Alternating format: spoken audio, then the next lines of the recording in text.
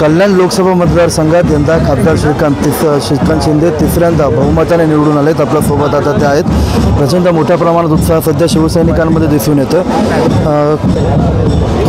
सध्या या परिसरात सर्वत्र जल्लोषाचं वातावरण आहे। आपल्यासोबत खासदार स्वतः आहेत। शिंदेसाहेब, काय सांगाल? तिसऱ्यांदा हॅट्रिक केली आहे, तरी प्रचंड बहुमताने सगळ्या मतदारांचं मी खूप खूप धन्यवाद व्यक्त करतो की सगळ्यांनी तिसऱ्यांदा विश्वास जो आहे हा माझ्यावरती दाखवला, महायुतीच्या उमेदवारावरती दाखवला।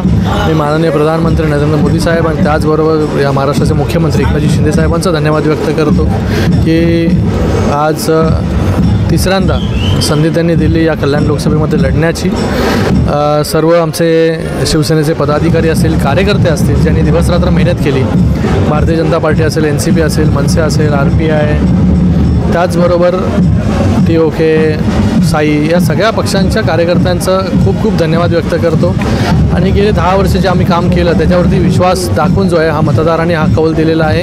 पुन्हा तिसऱ्यांदा या कल्याण लोकसभेची संधी, कल्याण लोकसभेमधून नेतृत्व करण्याची संधी जी आहे लोकांनी दिलेली आहे। पुन्हा एकदा मतदारांचं मनपूर्वक धन्यवाद। पहिल्यांदाच अशी निवडणूक होती ज्यामध्ये काँग्रेस, राष्ट्रवादी, अजित पवार गट तुमच्यासोबत होता।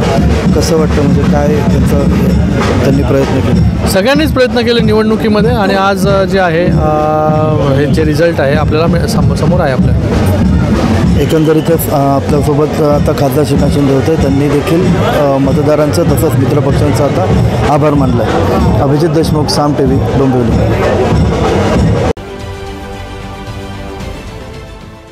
देश विदेशातील प्रत्येक घडामोडींचे लाईव्ह अपडेट मिळवण्यासाठी आता साम टीव्हीच्या सर्व सोशल मीडिया प्लॅटफॉर्मला लाईक, फॉलो आणि सबस्क्राईब करा। तसंच सर्व नोटिफिकेशनसाठी बेल आयकॉन प्रेस करायला विसरू नका।